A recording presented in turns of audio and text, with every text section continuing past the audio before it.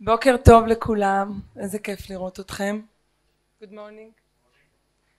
כבוגרת המחלקה לצורפות ואופנה בבצלאל בעבר וכראש המחלקה כיום, זהו בוקר מרגש במיוחד עבורי. המחלקה לצורפות אופנה בה מתקיים רצף היסטורי בין למעלה מ100 שנים, היא מחלקה בין תחומית ייחודית מסוגה בארץ. היא עוסקת בכל הקשור לסביבת הגוף, צורפות, לבוש, נעליים, תיקים, משקפיים, שעונים ועוד. תחומי הלימוד במחלקה מעניקים מגוון רחב של מיומנויות לצד היכרות מעמיקה עם חומרים וטכנולוגיות מתקדמות ויוצרים דיאלוגים מפרים ומרתקים שמהווים קרקע פוריה לעיצוב מקורי וחדשני. מהפכת הייצור הדיגיטלי בעיצומה והמחלקה שמה לה למטרה להיות בחוד החנית של הטכנולוגיה, להוביל ולהתוות את הדרך לקראת הטמעת הכלים והמתודולוגיות החדשניות אל תוך העשייה המסורתית ובכך ליצור את הקראפט החדש בשדה המקומי והעולמי. האירוע היום מסכם קורס בשם דיגיטל קראפט שנערך בהנחיה משותפת של ירון רונן ושלי. במהלך הקורס התקיים שיתוף פעולה יוצא דופן בין המחלקה לצורפות ואופנה בצלאל, מוזיאון ישראל וחברת מדפסות התלת ממד סטרטסיס. שיתוף הפעולה נרקם בעקבות התארוחה מקום לאופנה שמוצגת בימים אלו במוזיאון. במהלך הקורס נחשפו הסטודנטים לתארוחה, לאוספי המוזיאון ולטכנולוגיות תכנון וייצור דיגיטליות כמו אלו של חברת סטרטסיס, ומתוך כך התבקשו לעצב תוך התייחסות לסביבת הגוף, תכשיטים, אביזרים ולבוש. אני רוצה להודות לירון רונן שהנחה איתי את הקורס, לפרופסור עידו ברונו מנכ"ל המוזיאון, לדייזי רקח ג'יברה, לנוגה אליעז אלמנוביץ' ולאפרת אסף שפירא ממוזיאון ישראל, ליוסי פרקש, לנעמי קמפר מסטרטסיס, לאסיסטנטיות הקורס, זוהר פדלון, עדי קרני, נוגה מזובר, וכמובן לכל הסטודנטיות ולסטודנט שהשתתפו בקורס אשר עבדו ימים כלילות. אוריאן, גלי, יעל, מור, מוחמד, מעיין, ליליאן, פז, סופי, צליל, שירה, סרה, רותם, רחב, רחל ותוז'ן. תודה, תודה, תודה. ברשותכם אעבור לאנגלית. On this special morning, we are proud and excited to have privilege of hosting Mr. Hussein Chalayan as our guest of honor. Hussein Chalayan is a multidisciplinary designer and artist, one of the most fascinating fashion designers working today. He offered an interpretation that connects the fantasy with memory, traditions with cutting-edge technologies. His designs have been featured in countless exhibitions in major museums and galleries around the world. Chalayan changes how we perceive fashion and offers new and exciting outlooks on the perception of clothes. His designs often hold and express political and social messages using state-of-the-art materials and technologies from diverse fields of science and research, and implementing them in outstanding and stunningly beautiful pieces of clothing over the years. Hussein has won many important prizes. Recently, he awards London Design Medal for 2018. Dear Hussein, on behalf of myself and all of us, I would like to thank you for honoring us with your presence. I have no doubt that your visit will remain in our memory for many years to come. I hope you have enjoyed your stay here and look forward to working with you in the future. Hussein lecture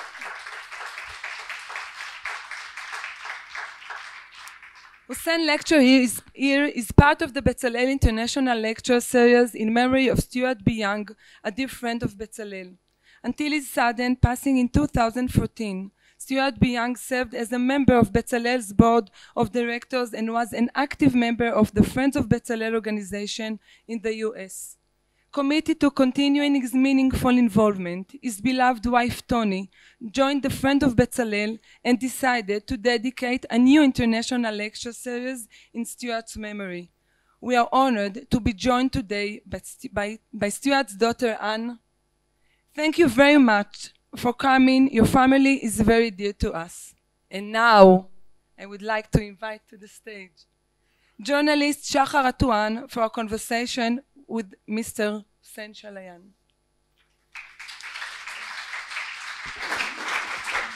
Thank you, Shelly. Good morning. I'm Aטואן, and I'm very excited and honored to have Mr. Hussein Chalayan here with us today.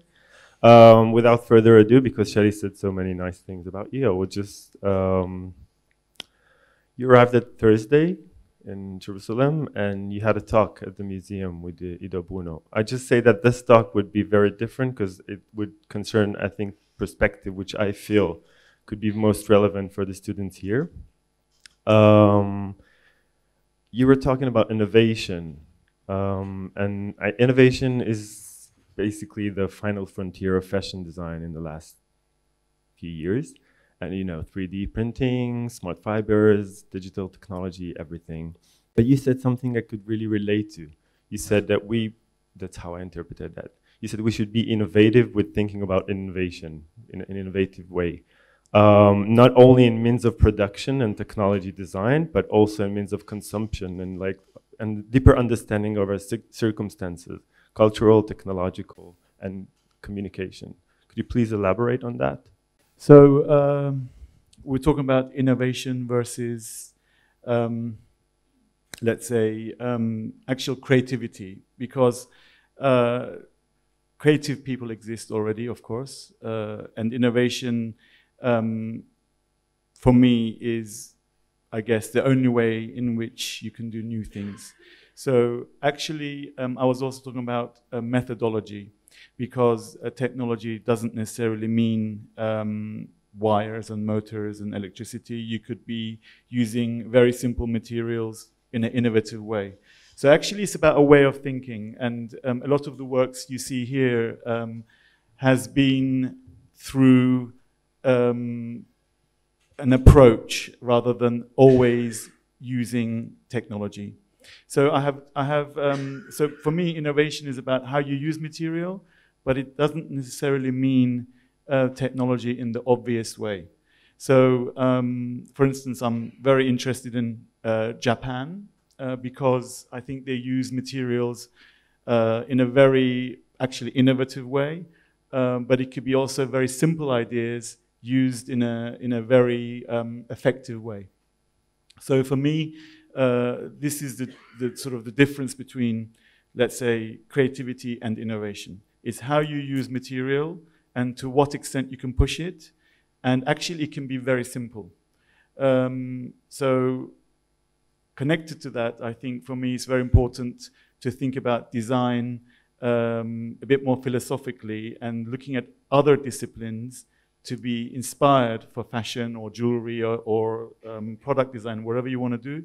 I often find if you look at other worlds, your work can get more rich, because if you're doing fashion, don't look at fashion, look at other things, and that's how you're going to get newer work. Yeah, you referred to yourself once as an immigrant within disciplines. Yes. That's very beautiful. Yes, that was in my TED talk. Yeah. Also, you said at the conversation that relying on methodology is much better than relying on technology, because otherwise you find the same results as your colleagues. Could you share some of your methodologies as a designer? Well, it depends on the project, but often it's really hard to explain because there's so many things you can do, but often I think you have to look at the behavior of material, like how that material behaves, and design around it, rather than force the material to do something it doesn't want to do. So this is, for me, a first approach. Second thing is whether you're going to be actually doing something that functions. So, for me, most modern things have to function. It's kind of one of the roots of modernism, let's say, in all aspects of design. So, and then understanding of the body. So to understand movement, to understand the structure of the body. Everything we do, in my view, is an externalization of the body. So actually, from vehicles to architecture, if you look at it, they are like bodies, but in a bigger way. So I think the body is really the sort of central theme here for me. So I guess what I do in my work is stories around the body, but of course I have historical connections, cultural connections, and then I guess I create my own worlds. And looking at your work, like I think from the very start, from your graduation collection till today, transformation is a key element in your work. We could see that adding into pieces of garments turning into furniture, or like even clothes which morphed mechanically in front of the audiences. Could you please talk about the transformation, why it's so dear to you? Okay. So metamorphosis, transformation, change, all these things for me, in a way, are things that happen in life. Our bodies change, our thoughts change, our environments change.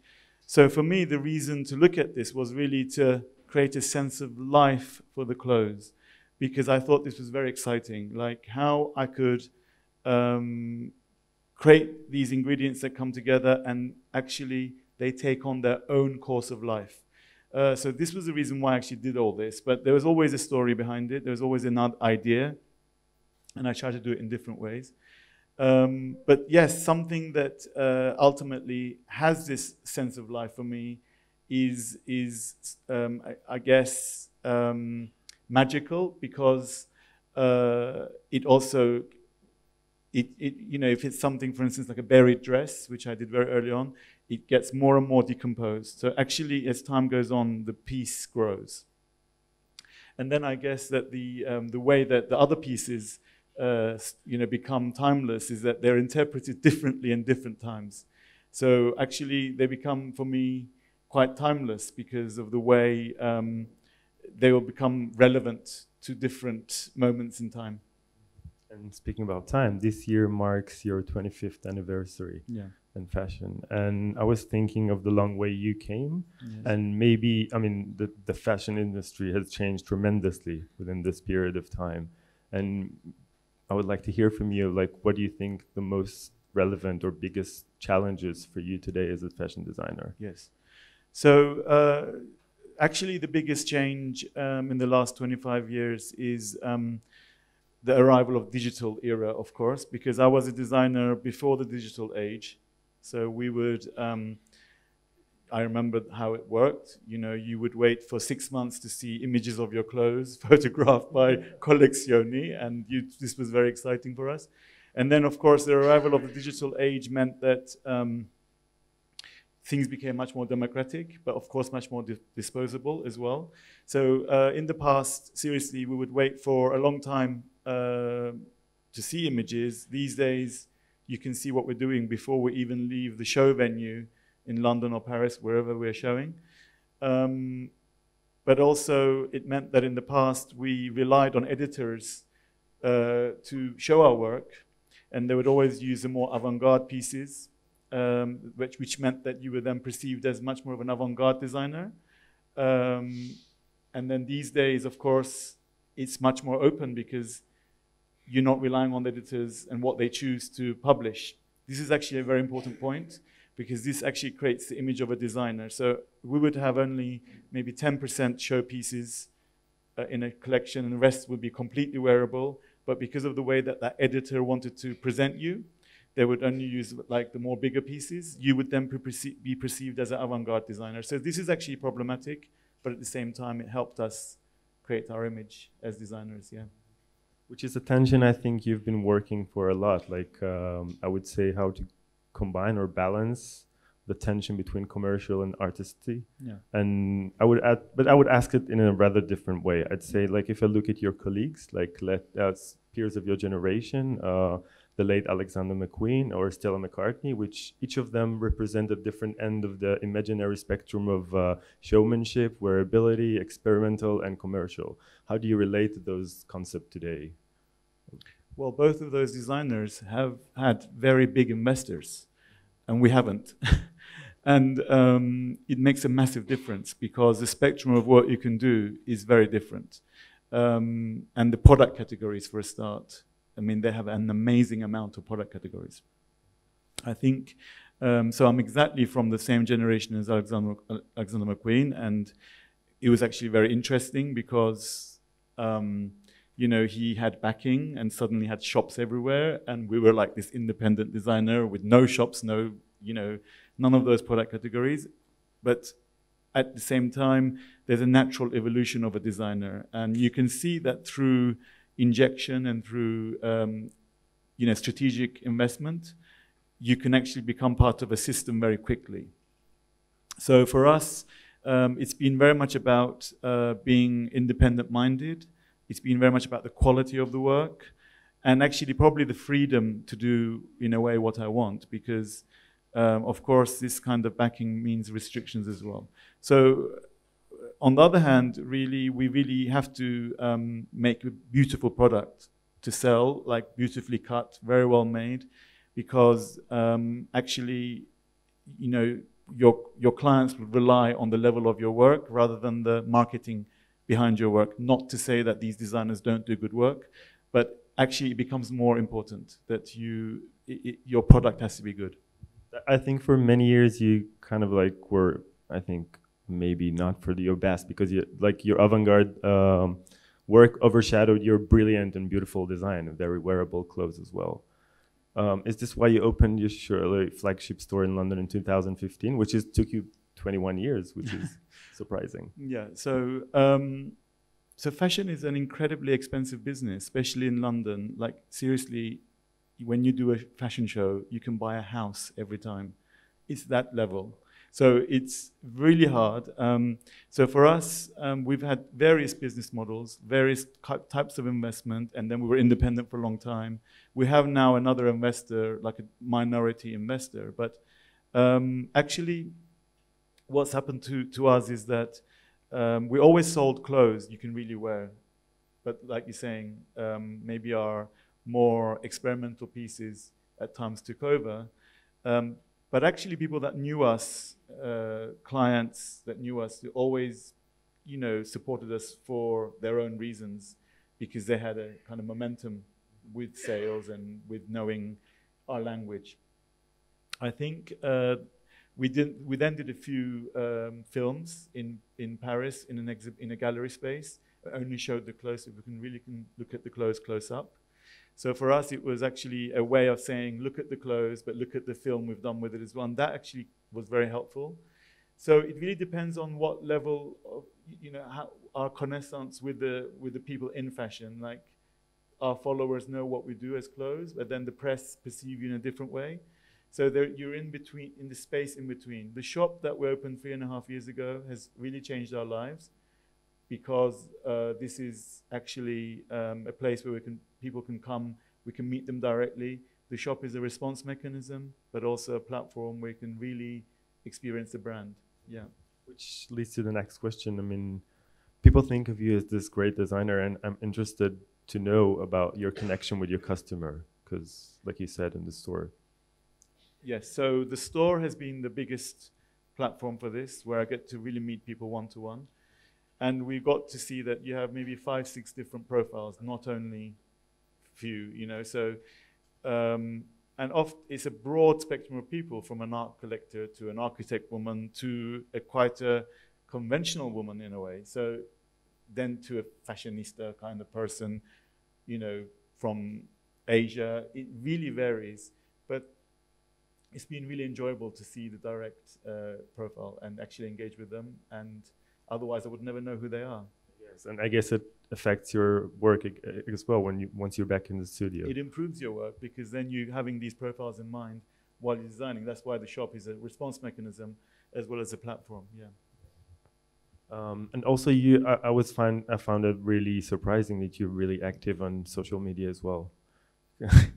Yeah, you have Facebook and Instagram, and I was wondering, what is your strategy or approach, or I'd rather ask it differently. How are you practice innovation within those realms?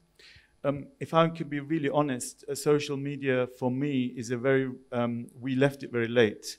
I didn't really take an interest in it so much because I'm the actual designer in the company, and I'm really busy making the stuff, and I haven't had headspace to think about the promotion of it, because I would then want to turn that into a project and be a perfectionist about it. So it's only in the last few years that we've really started this.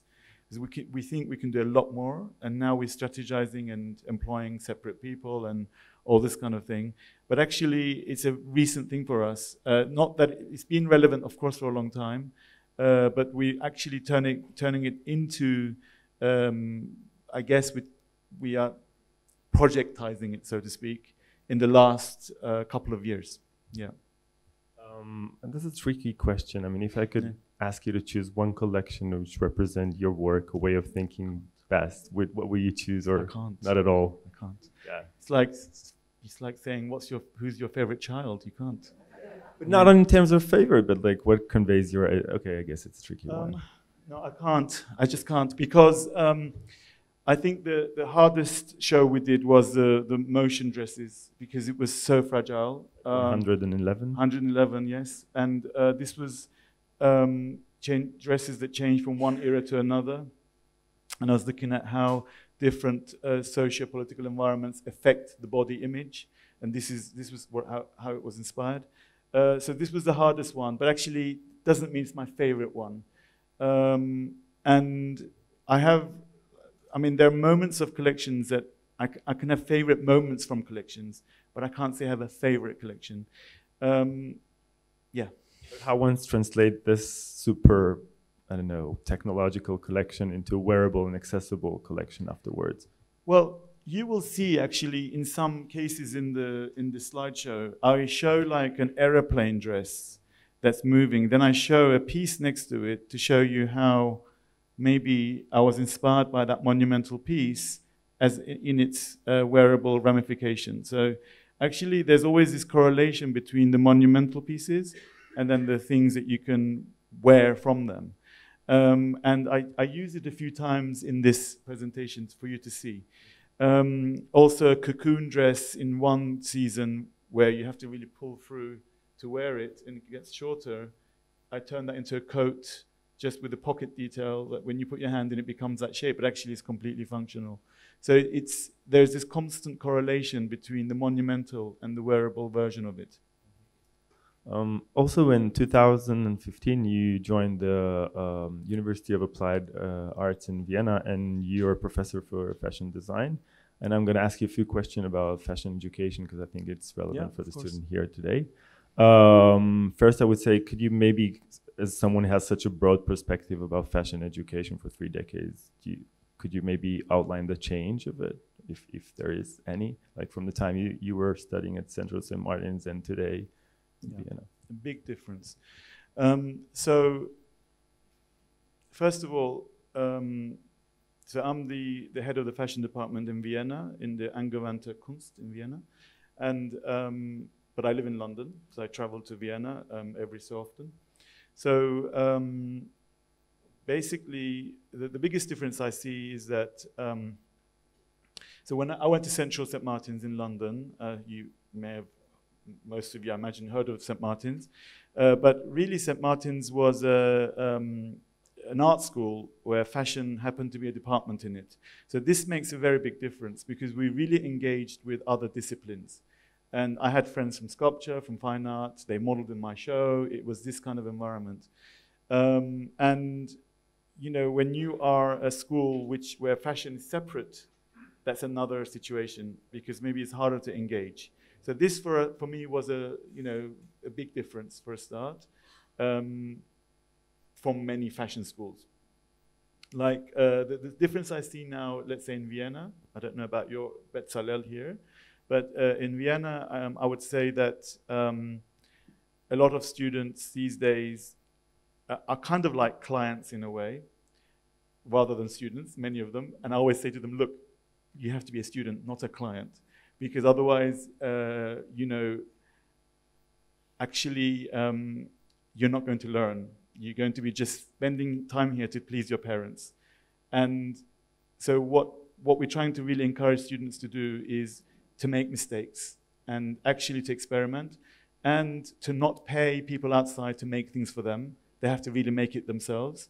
And we're also teaching students to look at what they're good at early on and help them develop skills, not necessarily as designers, also as communicators, stylists, even organizers. Because fashion is not only to be a designer, that you can do many things in fashion. This is a big difference between the past and the present. Like you have a lot of students, let's say in London as well, that are foreign students, so they pay fees. So you have a very different kind of numbers of students for a start than when we were students. We were 13 people in my class. Now there's 60 people in the class at Central St. Martin. So it's, you know, the level of education you're going to get is very different. So I would say, as a student, the very important thing is to make mistakes, to do things yourself, develop skills. I would say also you have to go out. You have to smell the environment. You've got to be in touch with yourself, with your body, with everything. You've got to really be open. And I think also really use your other students as a sounding board, not only your tutors.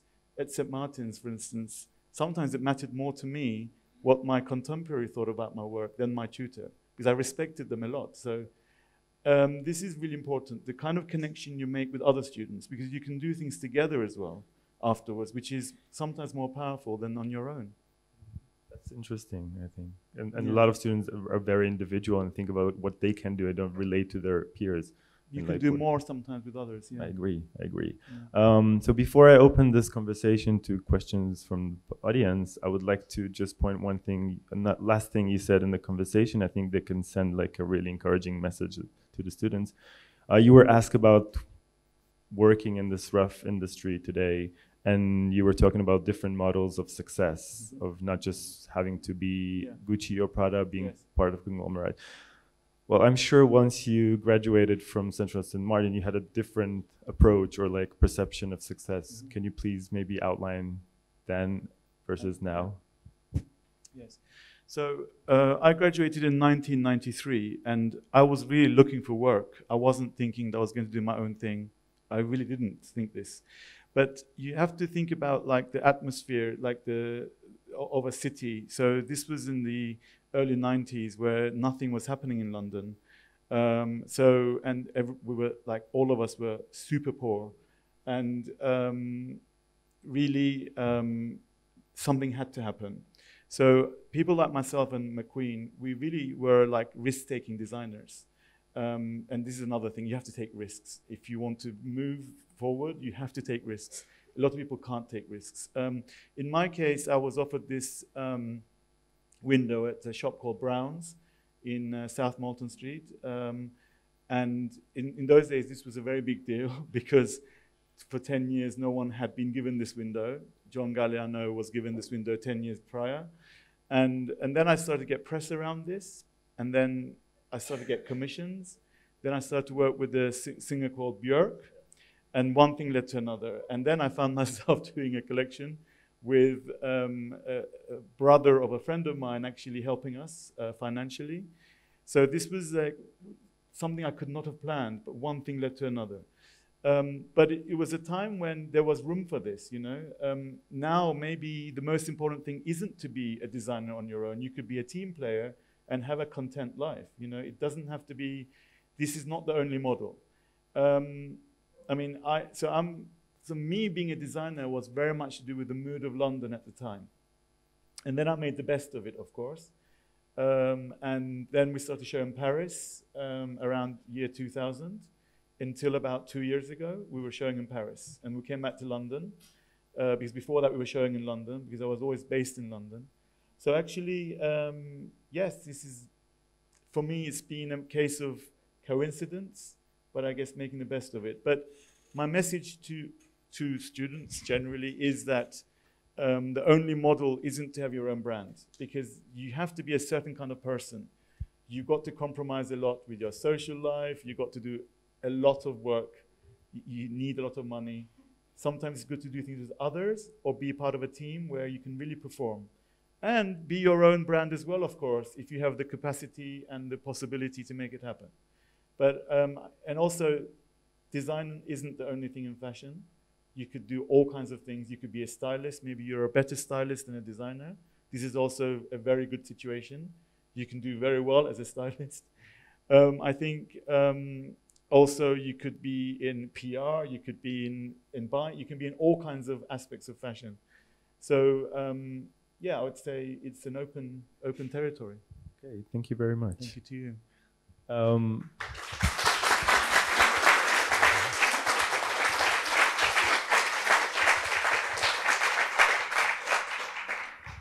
So does anyone want to ask something? Too shy? Okay, so I have a special announcement. Mr. Hussein Chalayan would be a guest professor next semester. I'm really excited to say that. April Fools, sorry. You got it. It's news to me. I know. Actually, can I say something? Sorry, I forgot. Can I just please thank Shealiyn for, first of all, for inviting me, because I mean, we had such a good dialogue for the last month, I think. And thank you so much for your sponsorship as well, and everybody else here, and to Alon as well, who's been with us from the day we left the airport. But, and also to the people from Israel Museum as well. We had a talk there as well, that was amazing. But I think you should feel very lucky to have someone like Shelly, because she's really a powerhouse. What a life force.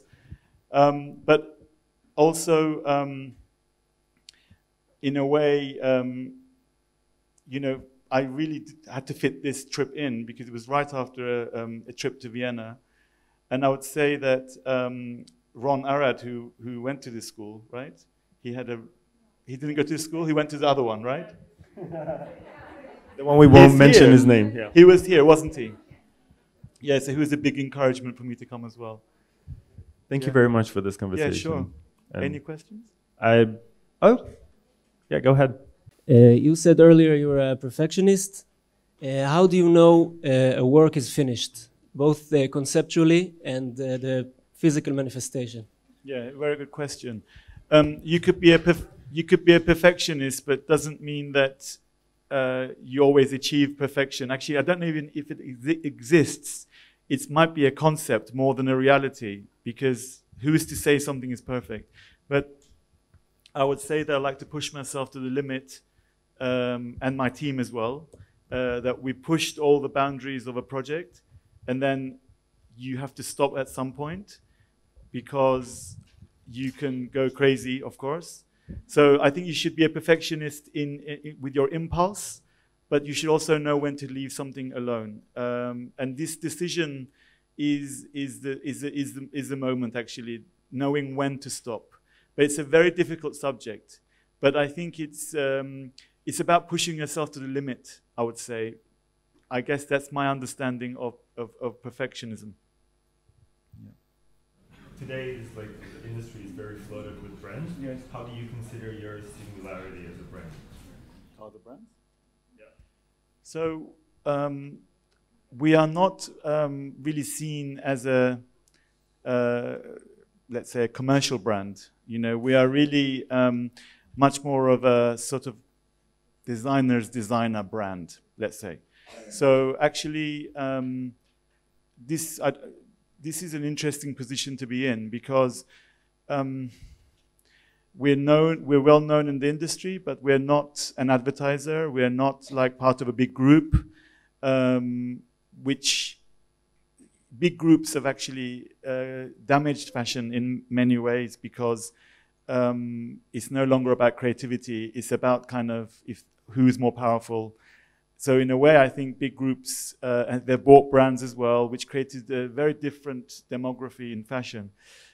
But it's part of reality. Also, another big change around is celebrity fashion. You know, celebrities have their own brands, and you think, how is this happening? You know, they're having other designers that's designing for them, but it's part of life, and we have to accept it. I think there's so many different kinds of fashion these days. So you have the independent brand, you have the conglomerate brand, you have the celebrity brand. So for us, one of the biggest successes, let's say, is to survive in this environment. But it means that I also have to do a lot of other kinds of projects. I have to consult as well. I worked for a brand called Vionnet for a few years, which is, you should all know Vionnet, you know, Madeleine Vionnet. And I was their designer. I was doing their couture, and this was also a very important experience for me. I also worked for a company called Asprey, which is on Bond Street in London. It's a luxury brand. I was their creative director for 3 years. Before that, I worked for, let's say, Cashmere in New York for 3 years. So it's you have to do all these kind of jobs as well, because you can reach more people. Plus, you know, you can then invest that money into your brand. There's all these ways of working. So in a way, I think that it's that flexibility as well that has kept us afloat.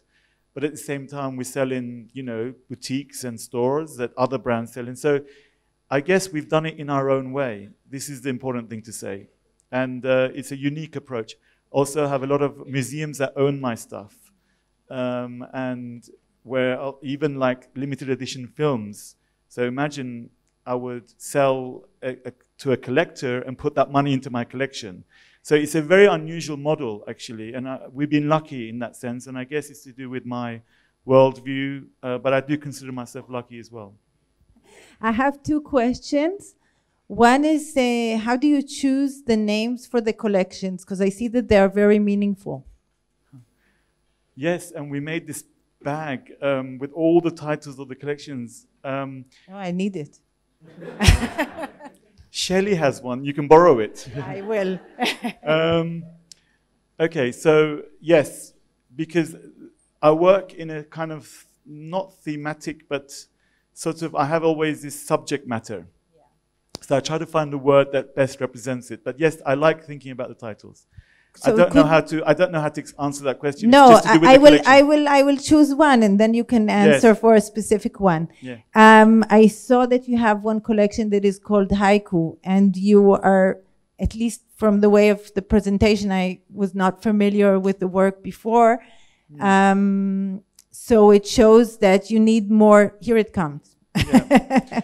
Good timing for me. Yes. So it has something Brechtian a little bit about the approach of having those black figures that are part of the scene.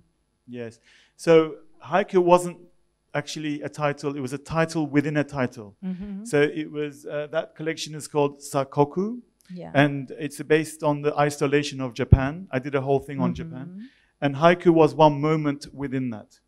And haiku is, as you know, like is Japanese poetry. Mm-hmm.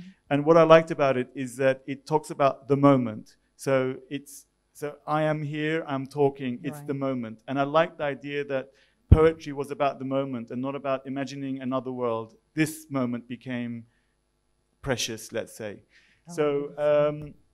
And actually what they did there was we draped the series of clothes that said, to exist in Japanese, sonsai suru, which means to exist. So each dress was a different word, and then I got bunraku agents to animate them as if to make them move, so as if to make the word be alive. So this was the reason, in a way. So the clothes became the alphabet, and they moved at the same time. Beautiful. So my next question is about your liaison with the art world. Because I was fortunate enough to be in La Beauté in Arles in 2000, and this is when I became familiar with your work. And then I know you have a long relationship with Yoko Hasegawa also, that she showed you. Yoko Hasegawa, yes. Yoko Hasegawa, yes. Yeah. And also in Kanazawa, but also in the Istanbul Biennale and later in Egofuga. So I wanted to ask you, how did it come about and what is your relationship? How do you see yourself in that sense? Because for me, you're doing art anyhow, but you know that there are borders, unfortunately, and you succeeded just to go in very fluently. I don't know. Yes, I didn't do anything. It just happened, I have to say. But it's a very important question for all of you, what the lady asked. Normally, the art world really does not consider fashion or design as an art form. They see it as very separate. Normally, they're quite separate, actually. But curators like Yuko Hasegawa or Marie-Claude Baud or Lars Nitve in Sweden, these kind of curators really are looking at creativity and not just whether it's fashion or art or design.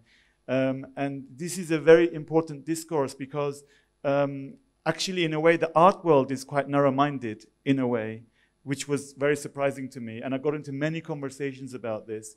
So there are a few curators, a handful of them, that really see creativity in people and they include them. And we've been included in many art shows because of this. And I think it's the nature of my work from early days. I never really planned it. It just happened this way.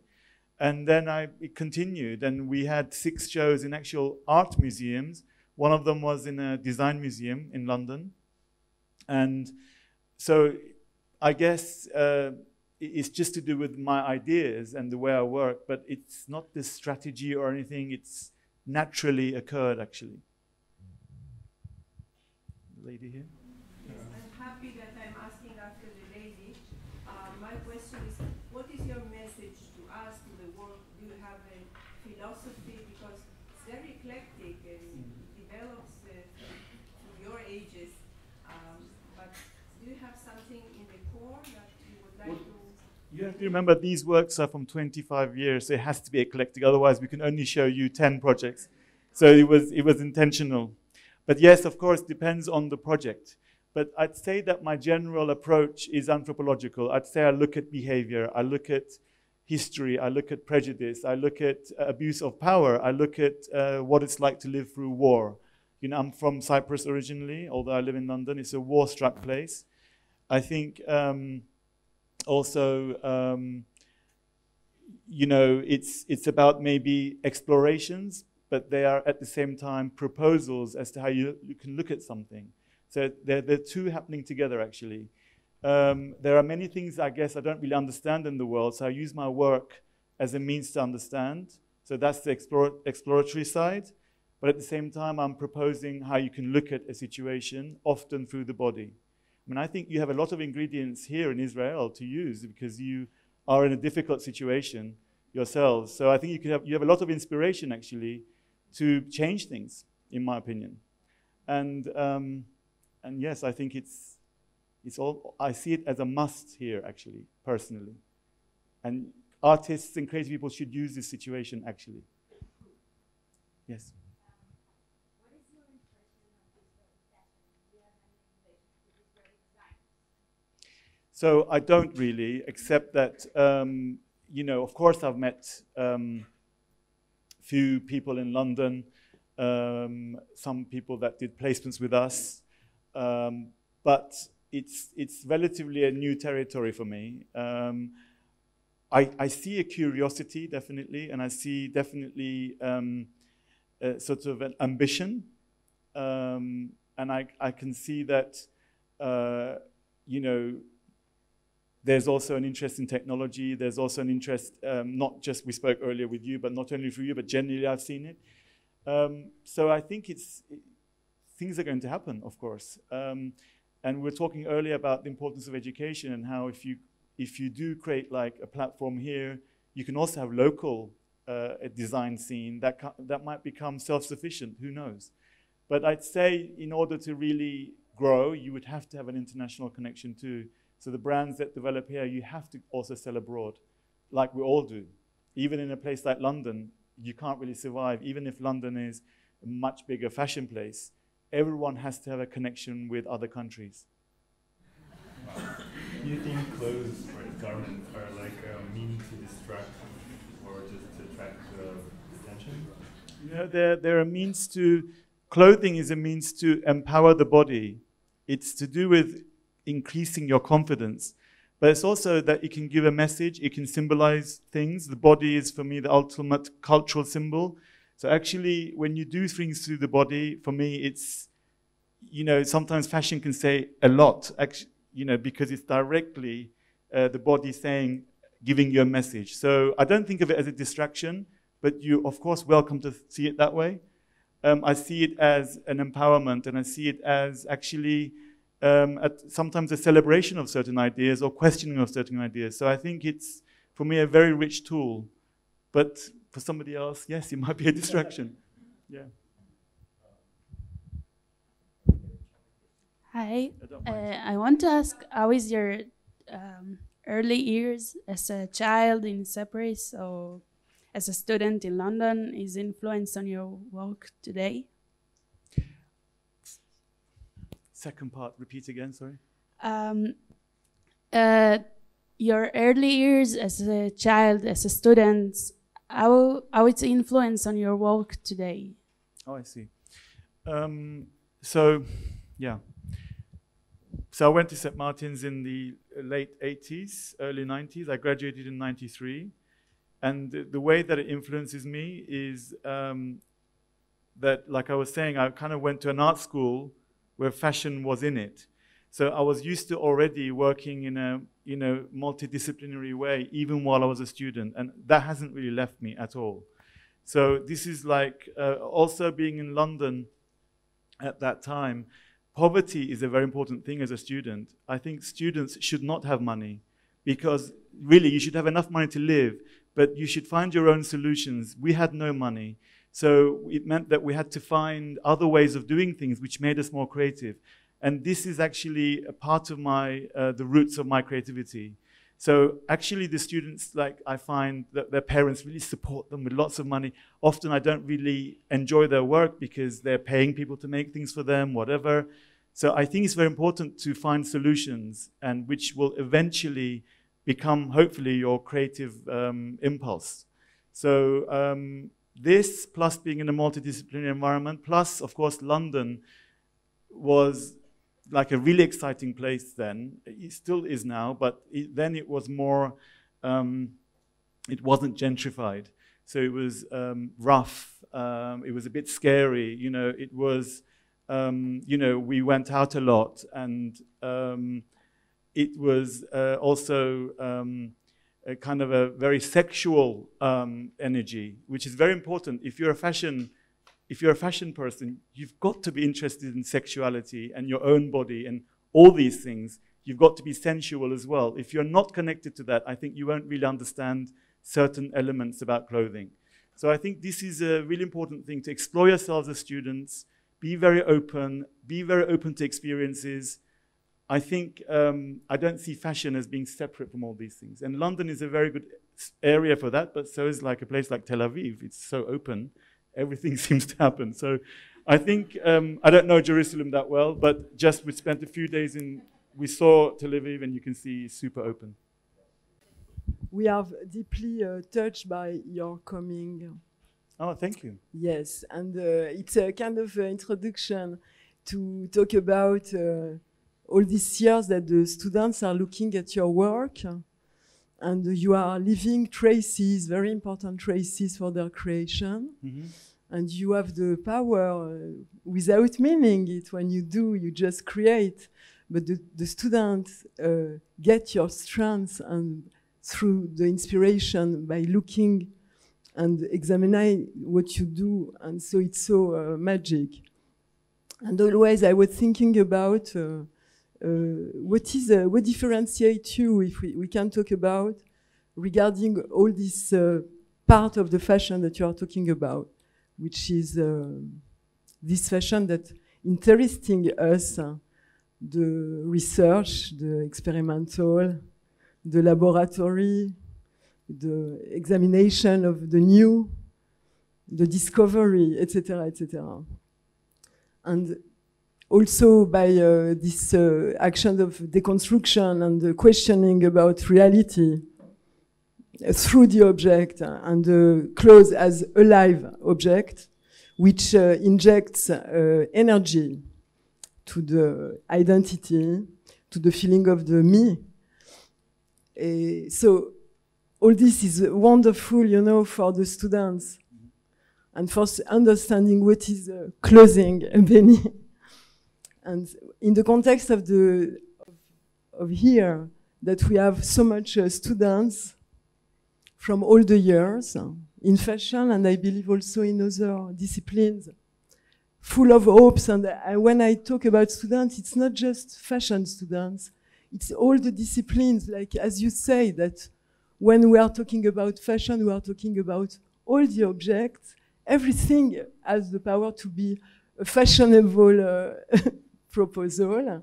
And I would like, Hussein, you to develop, if you can, a word that you used, and you talked about very fastly, it's the word risk. Yeah, the risk is the biggest word I can use. Risk yeah, taking. So if you can give some bit words for the students, because always students are afraid and try to find confidence and sure. Okay. Yeah, so you have to think of risk taking as not to do with So making mistakes is part of risk-taking. But risk-taking is also actually experimenting and not being able to, not worrying about failing through experimenting. Also, you can look stupid, it's okay, because you will grow this way. If you look at many people like in the pop world or art world, they did many bad works as well they were criticized for, and the next time they improved it, you know?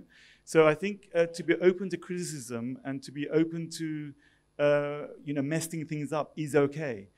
So I have students, for example, I have one student in Vienna who wants to be a perfectionist.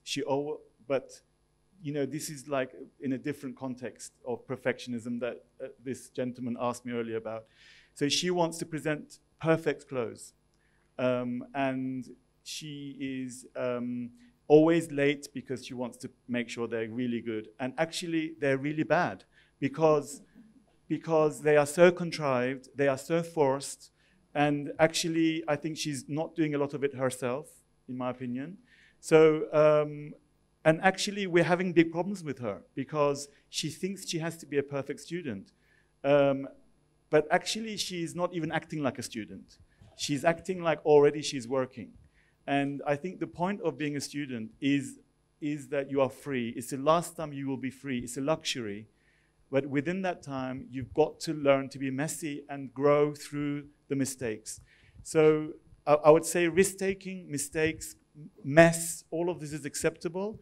But I think you've got to find a skill for yourself that's unique. And it's a chance for you to develop this language. But it's a thesis, really. I mean, what does risk-taking mean? I mean, in my view, it's as simple as that, to not worry about, you know, going wrong. Yeah. Thank you very much. Thank you.